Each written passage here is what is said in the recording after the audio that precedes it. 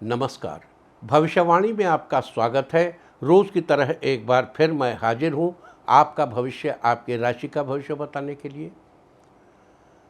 आज आश्विन कृष्ण पक्ष की तृतीया तिथि और बुधवार का दिन है। तृतीया तिथि आज दोपहर बाद 3:39 तक रहेगी। आज तृतीया तिथि वालों का श्राद्ध किया जाएगा।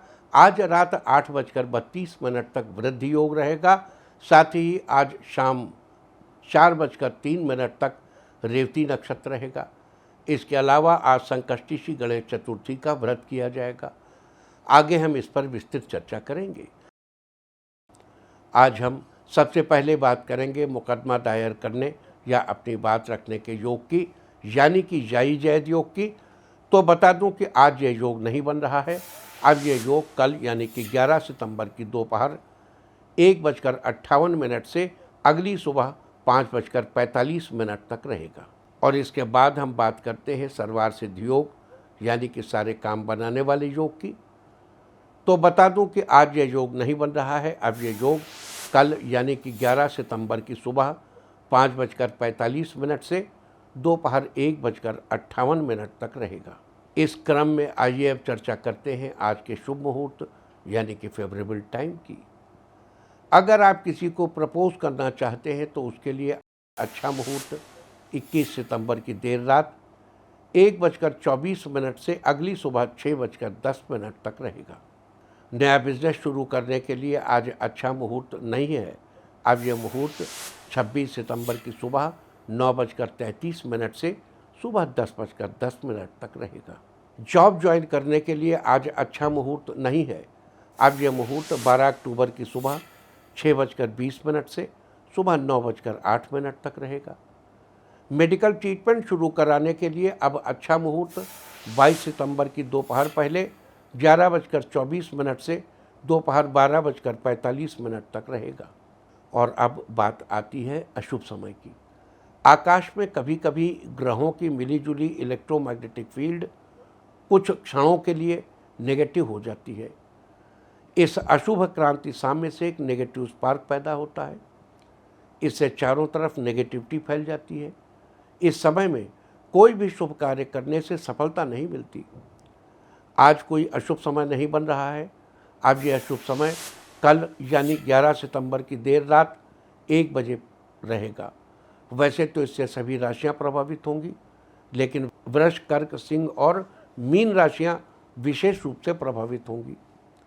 ध्यान रहे, इस समय के 12 मिनट पहले और 12 मिनट बाद तक कोई भी शुभ कार्य नहीं करना चाहिए। इसके साथ ही एक बात और बता दूं कि काम शुरू करते वक्त राहुकाल का ध्यान रखना बेहद जरूरी है। राहुकाल के दौरान कोई काम शुरू नहीं करना चाहिए। अगर कोई काम पहले से चल रहा है तो उसे जारी रख सकते हैं। आज दिल्ली में राहुकाल होगा दोपहर 12:18 से दोपहर 1:52 तक। मुंबई दोपहर 12:36 से दोपहर 2:08 तक। चंडीगढ़ दोपहर 12:20 से दोपहर 1:54 तक। लखनऊ दोपहर 12:03 से दोपहर 1:37 तक। भोपाल दोपहर 12:17 से दोपहर 1:50 तक। कोलकाता दोपहर पहले 11:34 से दोपहर 1:07 तक।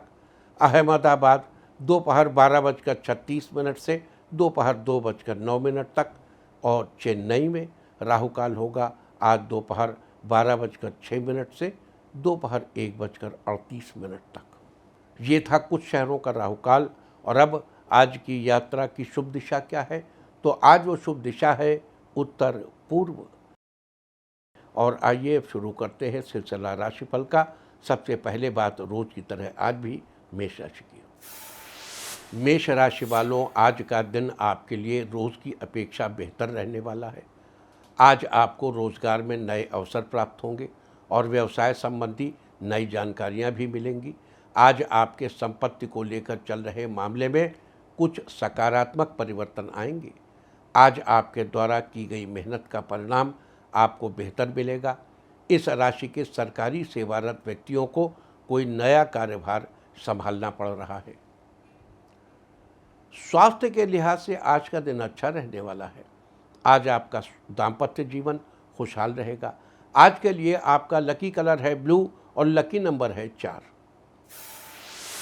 वृष राशि वालों, आज का दिन आपके लिए अच्छा बना रहेगा। आज काम के सिलसिले में आपको दूसरे शहर जाना पड़ सकता है। आज आप अपनी ज़रूरी चीज़ों को खुद ही संभाल कर रखें, जिससे ज़रूरत के समय आपको किसी से मांगना न पड़े। आज आपके पारिवारिक जीवन में आपसी सामंजस्य बना रहेगा। सभी एक दूसरे का सपोर्ट करेंगे। आज आप किसी काम को पूरा करने के लिए नए तरीके अपना सकते हैं। काम करने में आसानी होगी। इस राशि के छात्र आज मन लगाकर पढ़ाई करेंगे, जिससे वह परीक्षा में अच्छे अंक प्राप्त करेंगे। आज के लिए आपका लकी कलर है रेड और लकी नंबर है 5। मिथुन राशि वालों, आज का दिन आपके लिए अनुकूल रहने वाला है। आज आप ऑफिस में सहकर्मियों के साथ किसी नए प्रोजेक्ट को लेकर डिस्कशन कर सकते हैं, जिससे आपकी कंपनी को बड़ा लाभ होगा। आज आपका परिवारजनों के साथ मनोरंजन में अच्छा समय बीतेगा।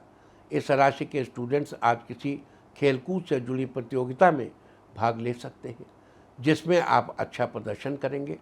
आज आपको ससुराल पक्ष से शुभ समाचार मिलने से परिवार में खुशी का माहौल रहेगा। आज के लिए आपका लकी कलर है ग्रीन और लकी नंबर है 7। कर्क राशि वालों, आज का दिन आपके लिए अच्छा रहेगा। आज आपकी कारोबारी गतिविधियां सुचारू रूप से चलती रहेंगी और आपको पुराने क्लाइंट से दुगना धन लाभ होगा। आज दिन की शुरुआत में कोई उलझन रह सकती है, लेकिन परिवार की मदद से सब सुलझ जाएगा। आज नई योजना पर काम करने से अच्छे नतीजे मिल सकते हैं। आज इस राशि की महिलाएं किट्टी पार्टी एंजॉय करेंगी और किसी काम की शुरुआत को लेकर बातें होंगी। आज खेती किसानी में कार्यरत व्यक्ति फसल की अच्छी पैदावार को लेकर अपने कार्यों में बदलाव कर सकते हैं। आज के लिए आपका लकी कलर है वाइट और लकी नंबर है 1। सिंह राशि वालों, आज आपको मेहनत का पूरा फल प्राप्त होगा और आज आप जो भी काम शुरू करेंगे वो सफल होगा। आज ऑफिस में आपके ड्रेसिंग सेंस की तारीफ होगी, जिससे आपको अच्छा लगेगा। आज आपको अपनी पढ़ाई और करियर के प्रति ज़्यादा मेहनत की ज़रूरत है। आज किसी भी खास वस्तु की खरीदारी करते समय उससे संबंधित जानकारी अवश्य लें। आज आपका स्वास्थ्य पहले से उत्तम रहेगा, जिससे आप काम को तेज़ी से निपटाने का प्रयास करेंगे। आज के लिए आपका लकी कलर है सिल्वर और लकी नंबर है 3। कन्या राशि वालों, आज का दिन आपके लिए शानदार रहने वाला है। आज आप किसी भी काम को करने से पहले उसकी पूरी रणनीति तैयार कर लें, जिससे बाद में किसी प्रकार की अव्यवस्था न हो। आज आपको नए लोगों से जुड़ने का मौका मिलेगा और कई बेहतरीन जानकारियां भी मिलेंगी। आज आध्यात्मिक गतिविधियों में कुछ समय बिताने से आप अपने अंदर शांति महसूस करेंगे। आज आप जिस काम को करेंगे वो समय से पहले पूरा हो जाएगा। आज आप किसी ज़रूरतमंद की मदद करेंगे, जिससे उसके जीवन में सकारात्मक परिवर्तन आएगा। आज के लिए आपका लकी कलर है पीच और लकी नंबर है 6। तुला राशि वालों, आज का दिन आपके लिए मिला जुला रहने वाला है। आज आप अपनी मेहनत और लगन से किसी काम को जल्द ही पूरा कर लेंगे। आने वाले समय में आपको बड़ा धन लाभ होगा। आज आपका दाम्पत्य जीवन खुशहाल बना रहेगा। बच्चों के साथ आप कहीं घूमने जा सकते हैं। इस राशि के सामाजिक कार्यों में कार्यरत व्यक्ति आज ज़रूरतमंदों की मदद करके पुण्य कमाएंगे। लवमेट आज कहीं घूमने जाने का प्लान बनाएंगे, जिससे रिश्ते में नज़दीकियाँ बढ़ेंगी। बदलते मौसम में आप अपने स्वास्थ्य का ध्यान रखें और तली भुनी चीज़ें खाना अवॉइड करें। आज के लिए आपका लकी कलर है इंडिगो और लकी नंबर है 5। वृश्चिक राशि वालों, आज का दिन आपके लिए ठीक ठाक रहने वाला है। आज आप बिजनेस को लेकर ऑफिस में स्टाफ के साथ मीटिंग कर सकते हैं और काम की क्वालिटी को बेहतर बनाने में ध्यान देंगे। आज आप सेमिनार अटेंड कर सकते हैं, जहां आपको मार्केटिंग से जुड़ी जानकारियां मिलेंगी। आज परिवार के लिए भी कुछ समय निकालना आपसी रिश्तों को मधुर बनाएगा और परिवार में खुशहाली भरा वातावरण रहेगा। आज आपका दोस्त आपसे आर्थिक मदद मांग सकते हैं, आप उन्हें निराश नहीं करेंगे। आज के लिए आपका लकी कलर है ब्राउन और लकी नंबर है 2। धनु राशि वालों, आज का दिन आपके लिए अनुकूल रहेगा। आज आपके अधिकतर कार्य संपन्न हो जाएंगे और आप आगे के लिए नए टारगेट सेट करेंगे। आज आपका दाम्पत्य जीवन खुशहाल बना रहेगा। बच्चे भी आज पढ़ाई के साथ साथ खेल कूद में एंजॉय करेंगे। आज आप नेगेटिव बातें करने वाले व्यक्तियों से दूरी बनाकर रखें और ख़ुद का कॉन्फिडेंस कम न होने दें। आज जूनियर आपके काम में हाथ बटाएंगे और आपसे बहुत कुछ सीखने का प्रयास भी करेंगे। इस राशि के कला और अभिनय में रुचि रखने वाले व्यक्ति आज स्टेज पर शानदार परफॉर्मेंस देंगे। आज के लिए आपका लकी कलर है गोल्डन और लकी नंबर है 8। मकर राशि वालों, आज का दिन आपके लिए लाभदायक रहेगा। आज आपको व्यापार में बड़ा धन लाभ होगा और नए क्लाइंट से जुड़ने का मौका मिलेगा। आज आपको नौकरी में प्रमोशन मिलने की संभावना बन रही है। बॉस आपके काम से खुश नजर आएंगे। आज आईटी कंपनी से जुड़कर आपको काम करने का अवसर प्राप्त होगा, जिससे आप अपने करियर में तरक्की कर पाएंगे। आज जीवन साथी तथा परिवारजनों का आपके प्रति पूरा सहयोग रहेगा और धन धान्य में बढ़ोतरी होगी। आज आप अधिक भावुकता से बचें और थोड़ा प्रैक्टिकल होने की कोशिश करें। आज के लिए आपका लकी कलर है मैरून और लकी नंबर है 9। कुंभ राशि वालों, आज का दिन आपके लिए बेहतरीन रहने वाला है। आज आप दिन की शुरुआत किसी ज़रूरतमंद की मदद करके करेंगे, जिससे पूरा दिन आप अच्छा महसूस करेंगे। आज कार्यस्थल पर चल रही किसी भी गतिविधि को नज़रअंदाज न करें और अपनी योजनाओं को गुप्त ही रखें। आज ऑफिस का माहौल शांति से भरा रहेगा, जिससे आपको काम करने में कोई समस्या नहीं होगी। आज आपकी रुचि सामाजिक कार्यों में रहेगी। आप किसी संस्था के साथ जुड़कर असहाय व्यक्तियों की सहायता करेंगे। आज आप अपने काम में नयापन लाने का प्रयास करेंगे, जो आपके लिए फ़ायदेमंद साबित होगा। आज के लिए आपका लकी कलर है पिंक और लकी नंबर है 7। मीन राशि वालों, आज का दिन आपके लिए अच्छे परिणाम लाने वाला होगा। आपकी विदेश जाने की इच्छा जल्द पूरी होने वाली है। जहां आप अपनी पढ़ाई कंप्लीट करेंगे, किसी करीबी से चल रही आपकी नाराज़गी दूर होगी और आपके रिश्ते में मधुरता बढ़ेगी। आज आप जीवन साथी के साथ शॉपिंग या मूवी देखने की प्लानिंग कर सकते हैं। आज आपको अपने कार्यों में राजनीतिक रिश्ते का लाभ मिलेगा और आपके अधिकतर काम आसानी से पूरे हो जाएंगे। आज स्वास्थ्य के लिहाज से आपका दिन ठीक रहेगा, लेकिन थोड़ा सा आपको अपने खान पान पर ध्यान देने की आवश्यकता है। आज के लिए आपका लकी कलर है येलो और लकी नंबर है 4। और अब बात उनकी जिनका जन्मदिन है वो आज किसी ज़रूरतमंद को अनाज दें, और जिनकी आज मैरिज एनिवर्सरी है वो आज एक दूसरे को चंदन से तिलक करें, तो साल भर सुख और सौभाग्य बढ़ता ही रहेगा। और आइए अब चलते हैं अंकों की रहस्यमयी दुनिया में। मूलांक 1 वालों, आज आपको कारोबार में नए क्लाइंट से बड़ा ऑर्डर मिलने के योग बन रहे हैं। मूलांक 2, आज आपकी आर्थिक समस्या दूर होगी, किसी को दिया धन वापस मिलेगा। मूलांक 3, आज आपको ऑफिशियल और पर्सनल दोनों जिम्मेदारियां निभानी पड़ेंगी, जिसमें आप जीवन साथी की मदद ले सकते हैं। मूलांक 4, आज नए अवसर आपके सामने आएंगे और काम में प्रगति होगी, जिससे मन प्रसन्न रहेगा। मूलांक 5, आज आपकी आर्थिक स्थिति मजबूत रहेगी, लेकिन आज आप निवेश करते समय सावधानी बरतें। मूलांक 6, आज आपको किसी काम के सिलसिले में यात्रा करनी पड़ सकती है, यात्रा आपके लिए लाभदायक रहेगी। मूलांक 7, आज आपके करियर में सुधार होगा और आपको मेहनत का फल अवश्य मिलेगा। मूलांक 8, आज आपको कार्यक्षेत्र में तरक्की प्राप्त होगी, परिवार में खुशनुमा माहौल बना रहेगा।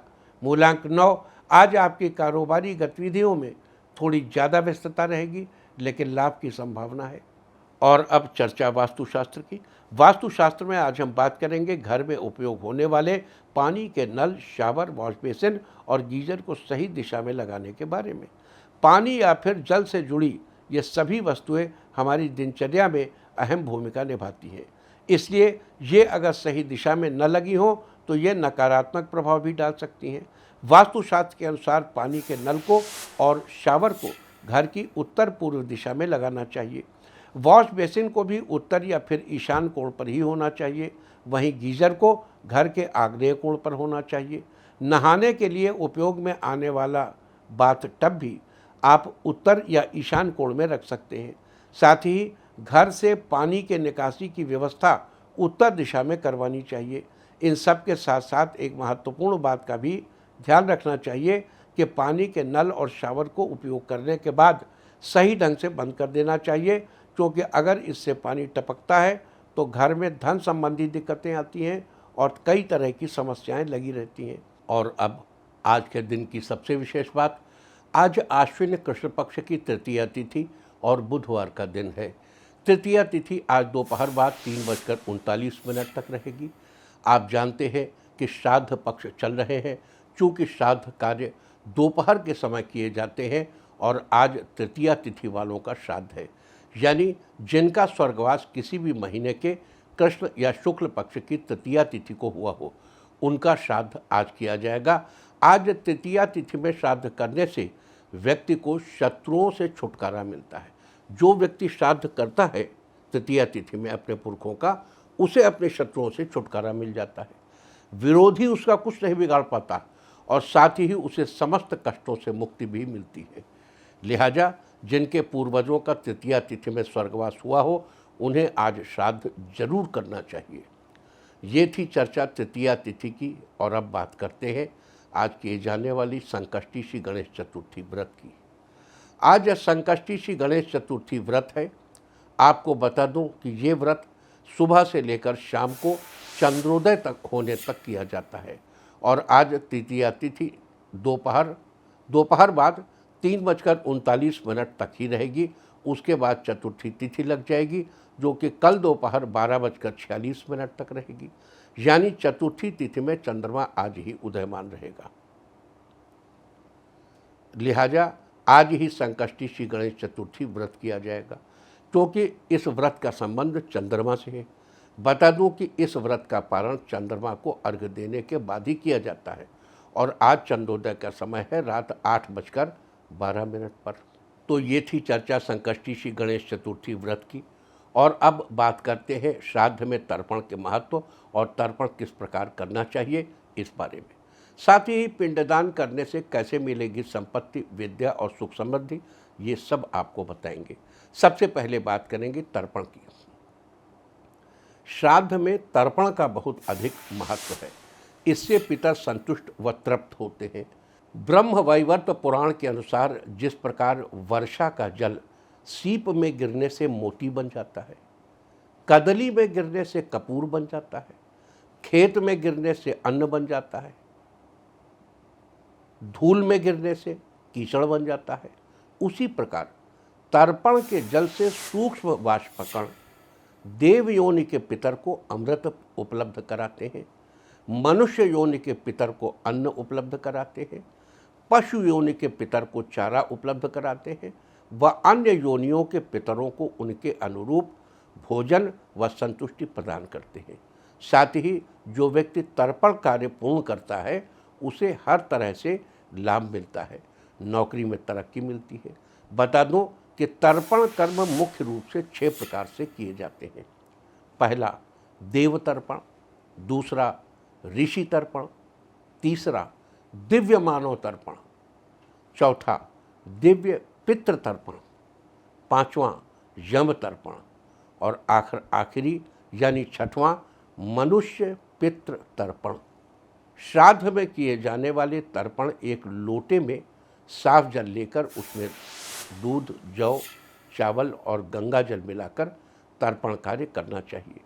पितरों को तर्पण करते समय पात्र में जल लेकर दक्षिण दिशा में मुंह करके बायां घुटना मोड़कर बैठे और जो जनेऊ धारक हैं वे अपने जनेऊ को बाएं कंधे से उठाकर दाहिने कंधे पर रखें। सव्यम अपसव्यम चैव, सव्य रहते हैं और अपसव्य हो जाते हैं, यानी जब आप पितरों को तर्पण देते हैं तो जनेऊ को उठा के इस कंधे पर रख लीजिए। हाथ के अंगूठे के सहारे से जल को धीरे धीरे नीचे की ओर गिराएं। जो अभी मैंने आपको तर्पण की मुद्रा बताई थी, उस मुद्रा को पितृतीर्थ तर्पण कहते हैं। इसी मुद्रा में रहकर अपने सभी पितरों को 3-3 अंजलि देना चाहिए। तर्पण हमेशा साफ कपड़े पहनकर श्रद्धा से करना चाहिए। बिना श्रद्धा के धर्म कर्म तामसी तथा खंडित होते हैं, इसीलिए श्रद्धा भाव का होना बहुत जरूरी है। तो ये थी चर्चा तर्पण की, और अब बात करते हैं पिंडदान की। देखो, एक बात अभी हम कर गए जिसकी हमने तफसील से चर्चा नहीं की विस्तार से, उसमें यह कि जो जिस योनि में पहुंच गया है, जैसे सबके पितृ जो है वो पितृलोक में नहीं, कुछ देवता बन गए हैं, कुछ मनुष्य होकर दोबारा पृथ्वी पे आ गए, कुछ वापस आए पृथ्वी पे लेकिन जानवर की योनि में चले गए, तो उन तक ये तर्पण कैसे पहुंचेगा? उसी के लिए हमने एग्जाम्पल दिया कि आकाश से पानी टपकता है तो अलग अलग जगहों पर टपकता है, तो उसका अलग अलग रिजल्ट होता है। वैसे ही आपके तर्पण से जो वाष्प कण उड़ते हैं, वे अलग अलग योनियों में आपके पितरों को अलग अलग चीज़ें उपलब्ध कराते हैं। तो ये थी चर्चा तर्पण की, और अब बात करते हैं पिंडदान की। पिंडदान के बारे में बताने से पहले श्राद्ध में कौओं के निमित्त खाना क्यों निकालना चाहिए, इसके बारे में बता देता हूँ। कौओं को पितृ का प्रतीक माना जाता है। श्राद्ध में कौओं को भोजन कराने या उनके निमित्त भोजन निकालने से पितरों को खाना मिलता है, उनकी तृप्ति होती है, ऐसा माना जाता है। इसलिए श्राद्ध में कौओं के नाम का भोजन जरूर निकालना चाहिए। पितृपक्ष के प्रथम दिन पहला न्योता, दूसरा पूर्वज की मृत्यु की तिथि पर, तीसरा आमंत्रण नवमी तिथि पर, और अंतिम बार पितृ विसर्जन कौओं को आमंत्रित कर भोजन कराने की या उनके निमित्त भोजन निकालने की परंपरा है। और अब बात करेंगे पिंडदान की। श्राद्ध के दिन पितरों के निमित्त खीर, पूड़ी, सब्जी और साथ ही पितर की कोई मनपसंद चीज और एक अन्य सब्जी बनाई जाती है, और इस भोजन को गोबर के बने उपले या कंडों की कोर पर रखकर पितरों को भोग लगाया जाता है, और सीधे हाथ की कोर की दाहिनी तरफ पानी छोड़ा जाता है। सीधे हाथ से कोर के दाहिनी तरफ,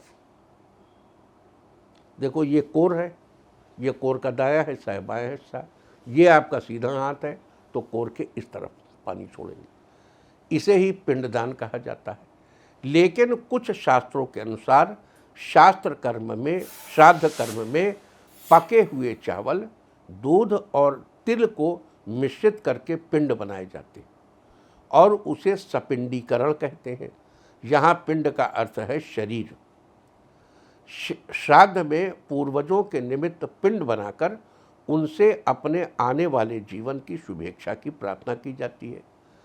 पिंड दान करने वाले को उसके पूर्वजों के आशीर्वाद से संपत्ति, संतति, विद्या तथा हर प्रकार की सुख समृद्धि मिलती है।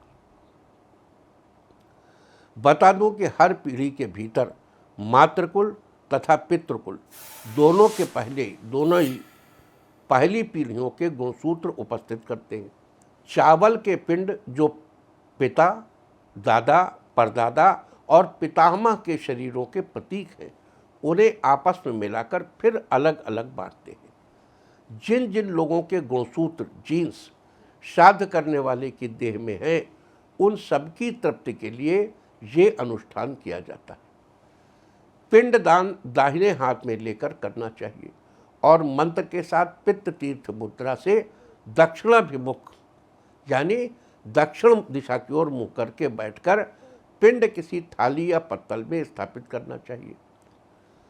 पित्त तीर्थ मुद्रा में दक्षिण दिशा में मुँह करके बायां घुटना मोड़कर बैठा जाता है। इस तरह सबसे पहला पिंड देवताओं के निमित्त निकाले, दूसरा पिंड ऋषियों के निमित्त निकाले, तीसरा पिंड मानवों के निमित्त निकाले, चौथा दिव्य पितरों के निमित्त निकाले, पांचवा पिंड यमराज के नाम निकाले, छठा पिंड मनुष्य पितरों के नाम निकाले, सातवां पिंड मृतात्मा के नाम निकाले, आठवां पिंड पुत्र धारा रहितों के नाम, उन लोगों के नाम जिनके न पुत्र हैं और न स्त्री, उनके नाम भी पिंड हम लोग निकालने की परंपरा है हमारे यहाँ। नौवां उच्छिन्न कुल वंश वालों के नाम, जिनके कुलवंश उच्छिन्न है उनके नाम। 10वां पिंड गर्भपात से मर जाने वालों के नाम। 11वां और 12वां पिंड इस जन्म या अन्य जन्म के बंधुओं के निमित्त निकालना चाहिए। जो इस जन्म के बंधु थे या पिछले जन्मों में आपके बंधु रह चुके हैं। इस प्रकार 12 पिंड निकाले जाते हैं और उन पर क्रमशः दूध, दही और मधु चढ़ाकर पितरों से तृप्ति की प्रार्थना की जाती है और मंत्र का जप किया जाता है।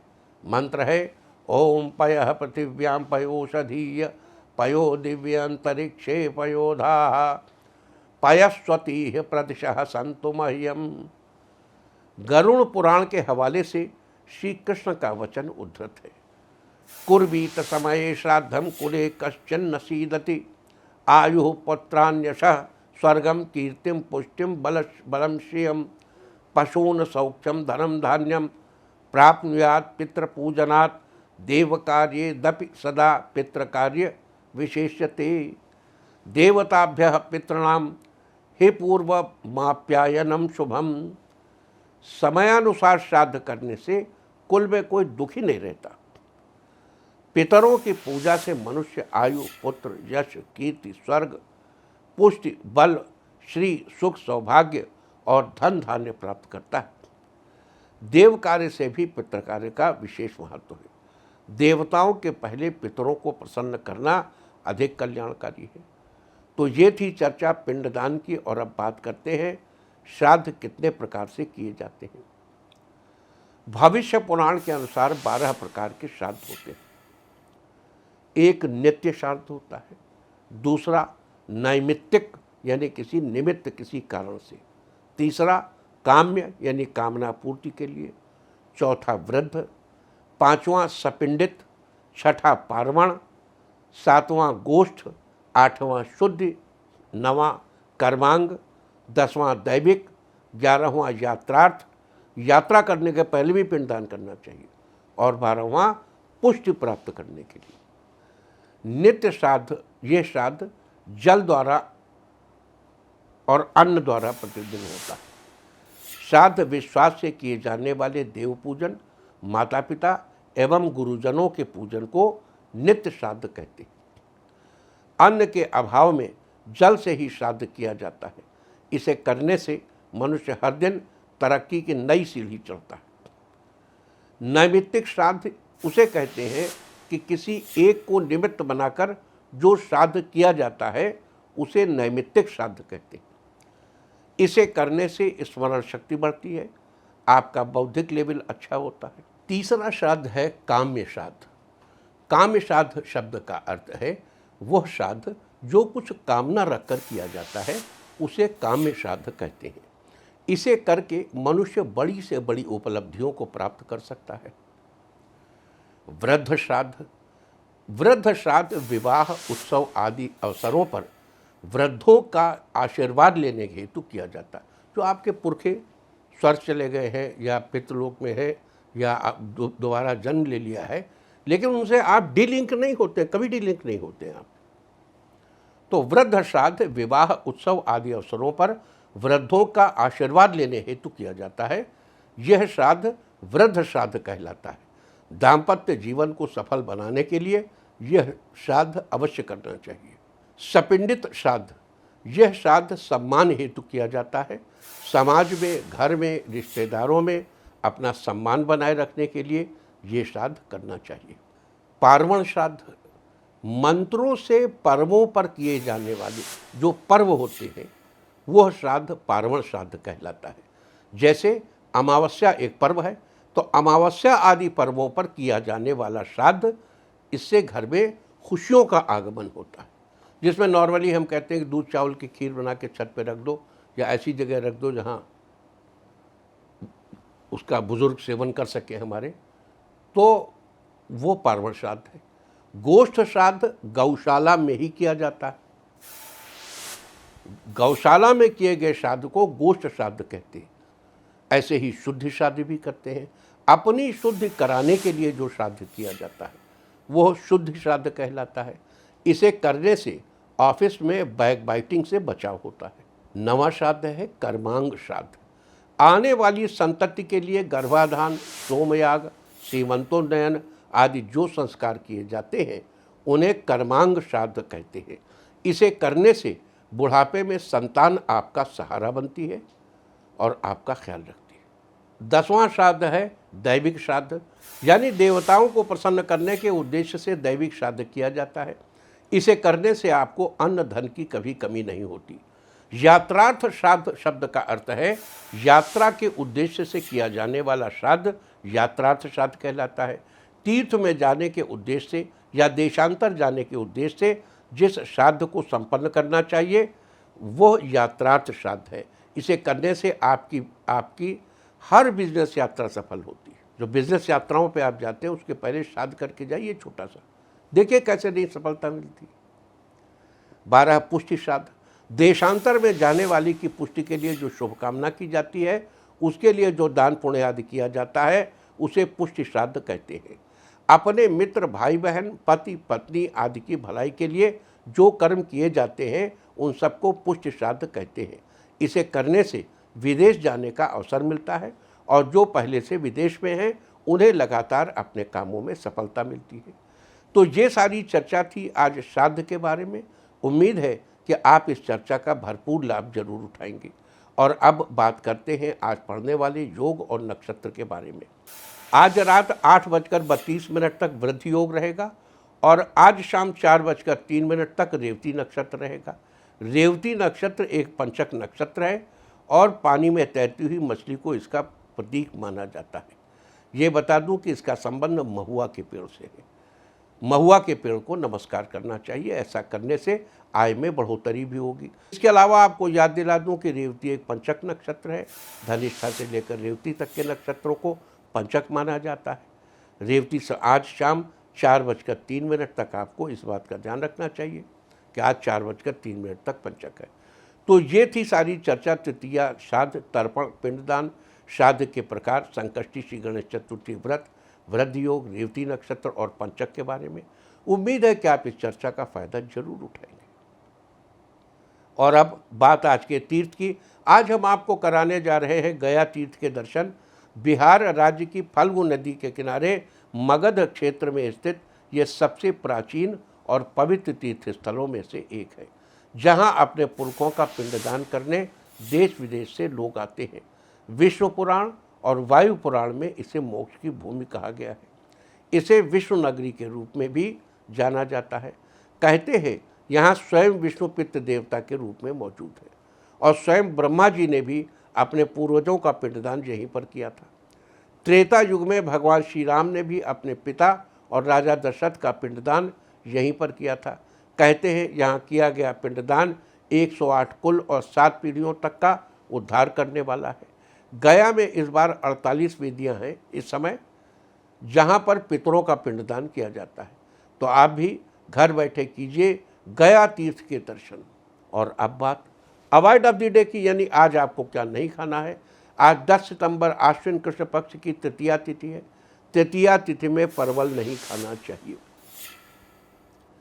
तृतीया तिथि आज दोपहर बाद 3:39 तक रहेगी। उसके बाद चतुर्थी तिथि लग जाएगी जो कल दोपहर 12:46 तक रहेगी। चतुर्थी तिथि में मूली खाना निषिद्ध है। इस तरह तिथि का समय जानकर आप अपने खाने का शेड्यूल बना सकते हैं। बाकी आप कुछ भी खाइए, पीजिए, मौज कीजिए। और चलते चलते मैं आपको बता दूं कि कल आपका मनोबल बढ़ाने वाली दिशा है पूर्व। और अब वक्त है आज की टिप ऑफ द डे का। आज सूर्यदेव की पूजा करें, सारे दिन आपको खुशियां ही खुशियां हासिल होती रहेंगी। और अपना राशिफल जानने के लिए लॉग ऑन करें www.indiatv.in और मुझसे व्यक्तिगत संपर्क करने के लिए फ़ोन करें 9971000226। भविष्यवाणी में फ़िलहाल इतना ही। नमस्कार।